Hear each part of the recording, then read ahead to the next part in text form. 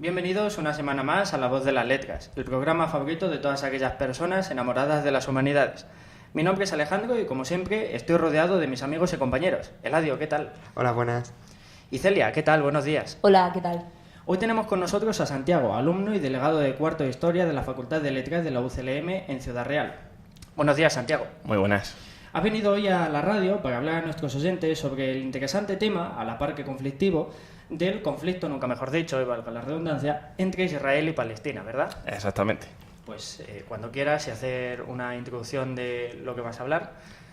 Bueno, el tema sobre el que va a versar la entrevista es demasiado complicado para explicarlo con afirmaciones demasiado simplistas. De hecho, me gustaría que hablásemos sobre todo de los antecedentes de este conflicto, porque para entender el presente de esta situación tenemos que remontarnos a hace más de un siglo. Hay que partir de dos hechos. Uno, el sionismo. Por otra parte, el nacionalismo árabe, del que, si queréis, hablamos a continuación. Lo que quieras, si quieres que empecemos con el nacionalismo árabe. Bien. Pues el nacionalismo árabe surge a finales del siglo XIX, a la par que todos los movimientos nacionalistas que surgen en el mundo, pero como movimiento más minoritario. Surge sobre todo en zonas de Jordania, Siria, el Líbano, como oposición al gobierno de Constantinopla, del Imperio Otomano. De hecho, hay intentos de promover soluciones como la de Austria-Hungría, con dos parlamentos, uno árabe y otro turco, pero que desde Estambul pues, no son atendidos. Y no será hasta la proclamación del Estado de Israel y la intervención extranjera con los mandatos después de la Primera Guerra Mundial cuando se desarrolle de una forma más intensa este nacionalismo árabe. Por otra parte, el sionismo surge también en estas mismas fechas, sobre todo en Europa del Este, donde había más población de religión judía. Y el sionismo no se puede entender de forma separada al nacionalismo, porque va inserto en la mentalidad del pueblo judío, si queréis que lo llamemos así. De la mentalidad del judío desde el primer éxodo, por culpa de las guerras entre los romanos y los israelitas, siempre ha estado la idea de volver a Tierra Santa, a Israel, lo que ellos llaman Eretz Israel. Pero, sin embargo, hasta que no llega el siglo XIX y el auge del nacionalismo, no cuaja esa idea de organizar un movimiento que traslade ingentes masas de población hasta Palestina. De hecho, hay varias opciones antes que Palestina, porque, claro, hay un problema. Hay que buscar una tierra, pero es que la tierra tiene población y vive gente. Entonces, pues también se buscaron opciones como Uganda o Madagascar, pero al final se decantó por Palestina. El precursor principal del movimiento sionista es famoso y conocido a nivel mundial, es Theodor Herzl. Es un austrohúngaro de origen judío, periodista que aunó las ideas del momento y decidió, con apoyo principalmente económico de los Rothschild, los famosos banqueros, organizar un movimiento que trasladara y creara un hogar nacional judío. Pero claro, como hemos dicho antes, Palestina tiene una población. Se calcula que a finales del siglo XIX había en torno a 800.000 árabes viviendo en lo que es actualmente el territorio palestino. Sin embargo, población judía era apenas 12.000. Los cálculos varían en función del historiador que consultes. Entonces, ese es el problema. De ahí parte el primer problema, de esa convivencia entre los judíos que llegan desde Europa y todas partes del mundo y los árabes que están en Palestina. Antes nos estabas comentando que el sionismo de Europa del Este había sido también precursor del problema. ¿Cuánto podría ser la problemática a la escala general? ¿Cuánto crees que ha tenido de influencia eso? El sionismo como movimiento político, es el que se encarga de, como he dicho antes, de crear ese hogar nacional para el pueblo judío. Si hubiera que buscar algún responsable, sería el movimiento sionista. Claro, pero es una afirmación un poco simplista, claro, habría que matizarlo más. Con los sucesivos años, la inmigración va aumentando, apoyada principalmente por el Banco Judío Mundial, que se llama, y la Agencia Judía para Israel. La agencia es la que se encarga de la inmigración, de cómo controlarla y cómo gestionarla, y el banco es el que se encarga de financiar esa inmigración. Entonces, sin esos dos instrumentos, que nacen en el seno del movimiento sionista mundial, hubiera sido imposible la inmigración a Palestina. Por lo tanto, podría decirse que el sionismo es el que principalmente pone la primera piedra para el conflicto. Es decir, que contaban con los medios suficientes para poder realizarlo. Si no hubieran estado, por ejemplo, los banqueros, no hubieran tenido el apoyo financiero. Exactamente. Principalmente por eso y porque, al contrario que los árabes, las formas de negociar y de hacer política de los judíos eran europeas. Y conocían mejor los mecanismos de la política mundial que los árabes.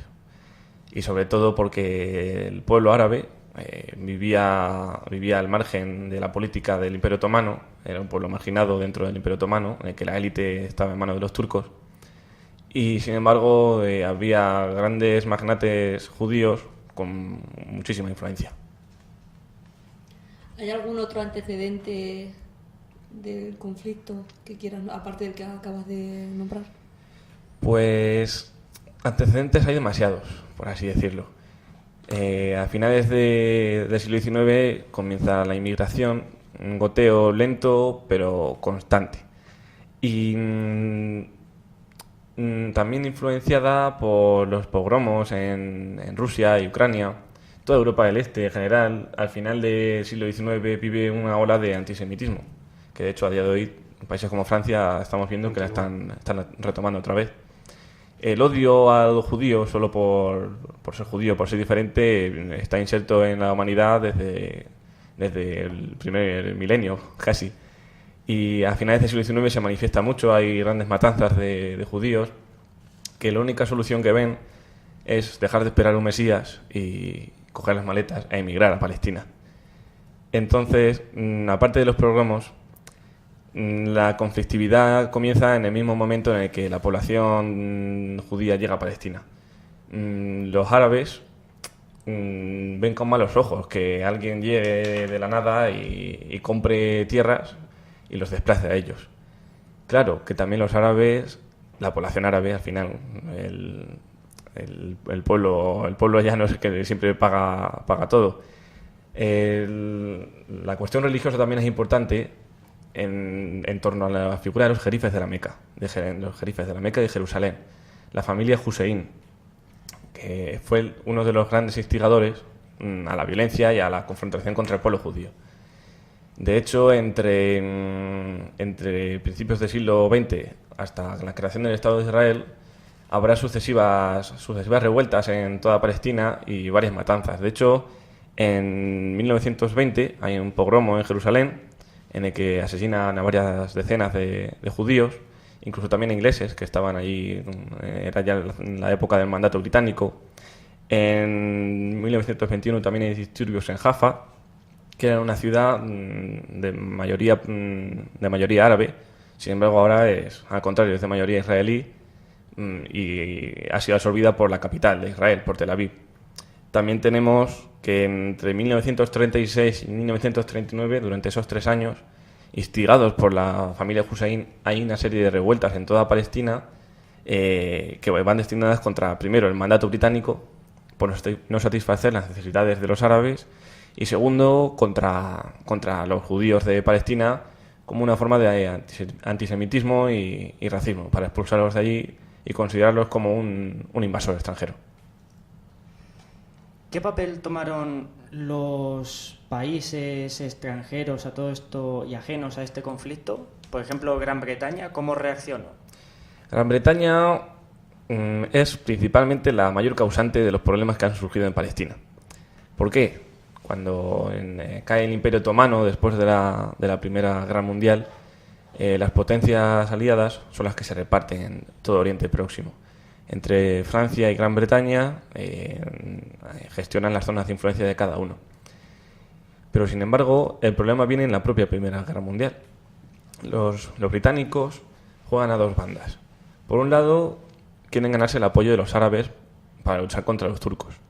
De hecho, hay correspondencia entre el alto comisario en el Cairo británico, McMahon, y los jerifes de la Meca, los Hussein, para incitar a la rebelión. Es la época del famoso Lawrence de Arabia, que lucha con los árabes para echar a los turcos de todo Oriente Próximo. Y por otra parte, la Organización Sionista Mundial, con Weizmann a la cabeza, lo que está haciendo es negociar con los británicos para que les garanticen el establecimiento de un Estado judío.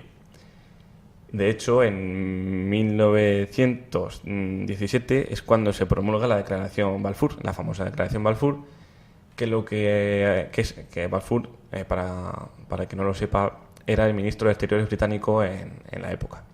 Y esa declaración lo que hace es afirmar a la Organización Sionista Mundial que Gran Bretaña se compromete con la creación de un Estado para los judíos. Entonces Gran Bretaña, al jugar a las dos bandas, está jugando con fuego. Y de hecho, cuando la ONU en 1947 lanza la declaración de un Estado, o sea, un territorio de dos Estados, se ve abocada al caos en Palestina por la conflictividad que hay en la calle. Pero claro, Gran Bretaña no es la única que tiene culpa del conflicto. Por ejemplo, los intereses de las potencias durante la Guerra Fría, como son Estados Unidos y la Unión Soviética, también tendrán mucho que ver. Al contrario de lo que se piensa, la Unión Soviética también apoyó en un principio al Estado de Israel. De hecho, las primeras armas que compra Israel en 1947 y 48 serán ya a países de influencia soviética, como es Checoslovaquia. Más tarde será Estados Unidos, y de hecho sigue hasta ahora, hasta este momento sigue Estados Unidos siendo uno de los principales aliados de Israel. ¿Por qué? Porque Israel es, dentro de toda la zona de Oriente Próximo, un potencial aliado que garantiza la estabilidad y sobre todo que actúa como Estado tapón contra todas las potencias árabes que son, si no enemigas, poco amigas de Estados Unidos. Antes nos comentabas algunas cosillas sobre conflicto de luchas de clases y te quería preguntar si en este problema de Israel-Palestina también hay inmerso un problema de clases, una clase dirigente que está en contra, al revés, sería una población llana que está en contra de su clase dirigente. Lo que pasa es que, al contrario que los judíos, que vienen con unos modos de vida europeos, principalmente occidentales, en la zona árabe lo que ocurre es que sigue permanente, hasta que no cae el Imperio Otomano, una estructura feudal, en el que la sociedad se estructura en torno a un aristócrata, en este caso puede ser el propio jerife de la Meca o el sultán de Constantinopla. Entonces, respondiendo a tu pregunta, son los grandes instigadores, son los grandes poderes los que lanzan a la población llana a enfrentarse a los judíos. Porque realmente ni la inmigración fue tan agresiva ni fue de forma tan brusca. De hecho, según se piensa, el Estado británico, o sea, Gran Bretaña, dio carta libre a los judíos para emigrar a Palestina, y es todo lo contrario, porque al jugar a dos bandas también tuvo que controlar en numerosas ocasiones la inmigración, y de hecho prohibió durante mucho tiempo que barcos cargados de inmigrantes judíos llegaran a Palestina. Es decir, que los movimientos se hacían desde arriba. Exactamente. Las migraciones de población han jugado un papel bastante importante en estos conflictos. Y has hablado de la Primera Guerra Mundial, pero destacar también la Segunda. Y tras el fatídico suceso del Holocausto, también todos los judíos emigraron hacia el territorio de Palestina, Israel, y quieras que no, encendió un poco el conflicto, ¿no?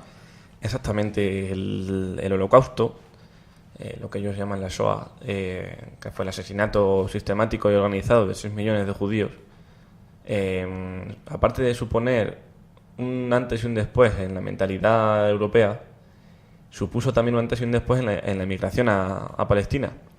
De hecho, cuando acaba la Segunda Guerra Mundial y se descubren los campos de concentración, no tanto por las autoridades militares de los aliados, sino por la prensa pública y por la opinión de las personas, es cuando todo se decanta a favor de Israel. Y de hecho, con la creación de la ONU, se busca una de las primeras resoluciones en 1947, será la partición de Palestina. ¿Por qué? Para garantizar a los judíos un Estado en el que ellos se sientan protegidos y que se les compense en algún modo por ese holocausto. Pero también la mayor emigración que se produce a Palestina será una vez creado Israel. ¿Por qué? En 1947 es cuando se hace la decisión de partir Palestina en 2 estados, y es en 1948 cuando se proclama la independencia de Israel, y los países árabes declaran de forma conjunta la guerra a Israel, justo un día después de la creación del Estado de Israel. Cuando acaba la guerra, un año después, la inmensa mayoría de las poblaciones judías que viven en todo el Magreb, en Oriente Próximo y en todo país árabe o musulmán, deciden emigrar de forma masiva al nuevo y recién creado Estado de Israel. ¿Por qué? Porque las autoridades de esos estados árabes o musulmanes se vuelven racistas y antisemitas, y lo que deciden es complicar la forma de vida que tienen los judíos de esos países para básicamente echarlos del país. Por eso se calcula que en torno a los 9 millones que tiene actualmente el país de Israel, en torno a 4,5 millones vinieron de esos países. Todos sabemos que el conflicto árabe-israelí todavía pues pervive en la actualidad. Uh-huh. ¿Qué papel tienen las potencias como Francia, Gran Bretaña en este conflicto? Porque claro, siempre decimos que es el conflicto árabe-israelí, pero realmente ahí están metidos un poco todos, ¿verdad? Exactamente. El Oriente Próximo es una zona de conflictos de intereses.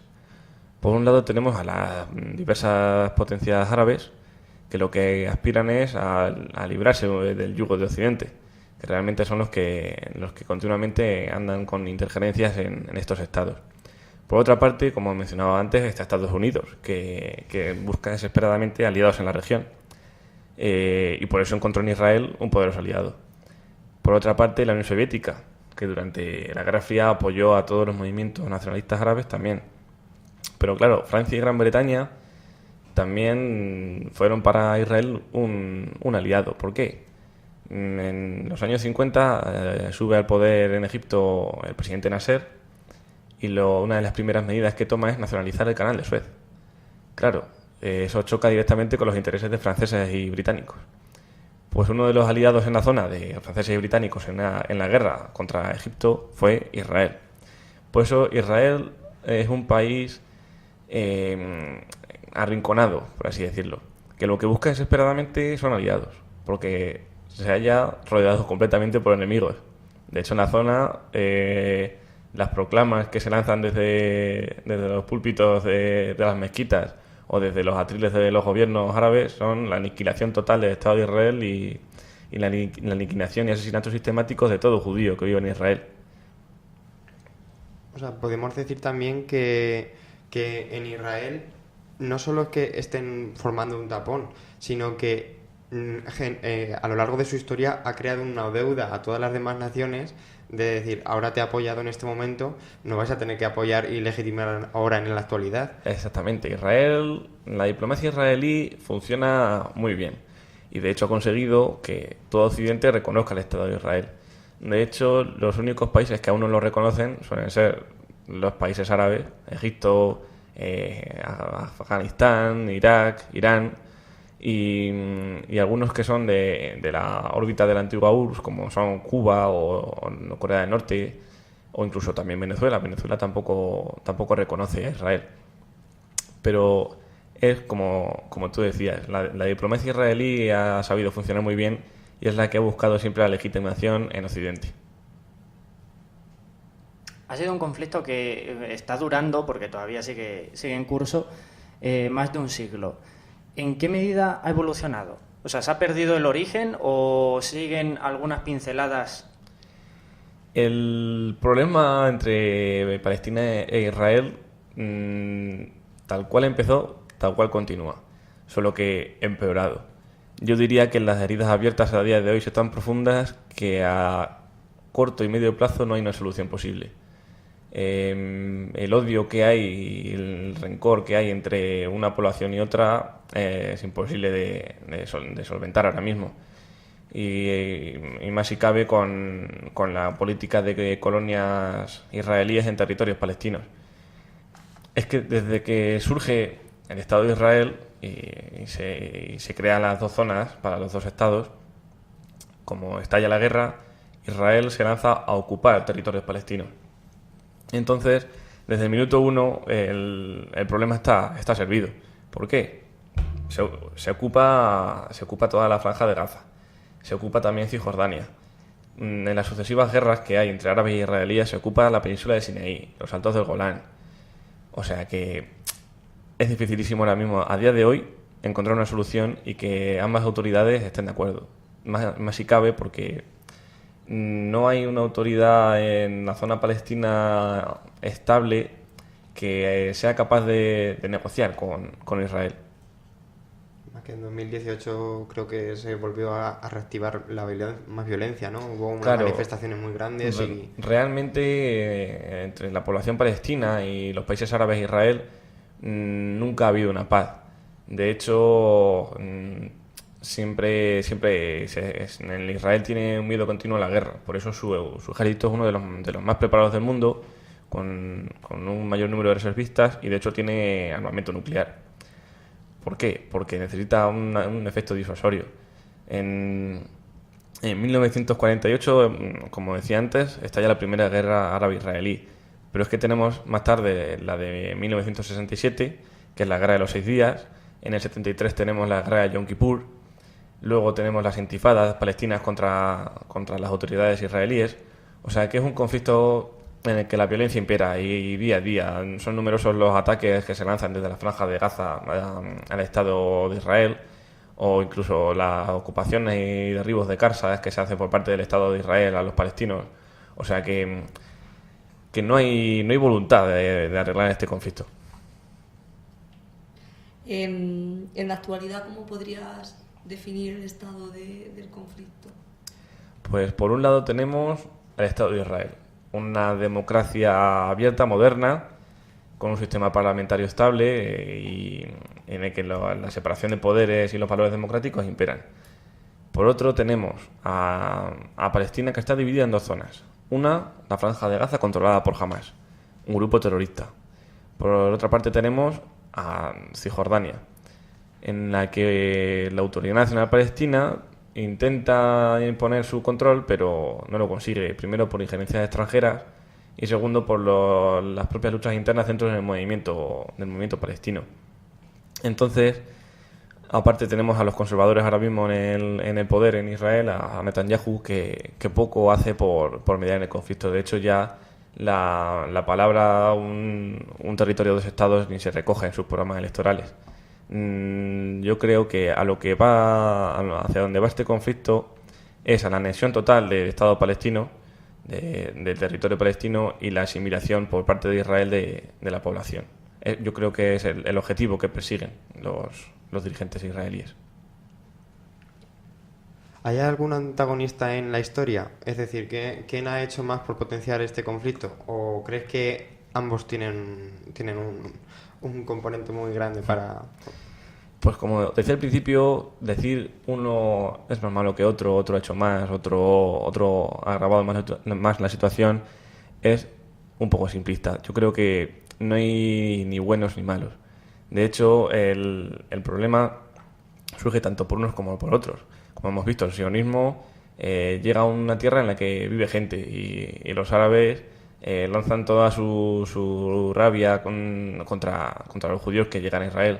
que realmente los que llegan a Israel no son los ricos magnates que la prensa siempre nos pone, son jornaleros, labradores que huyen de los pogromos de Rusia, Europa del Este, y que ven en la inmigración a Palestina su única salvación.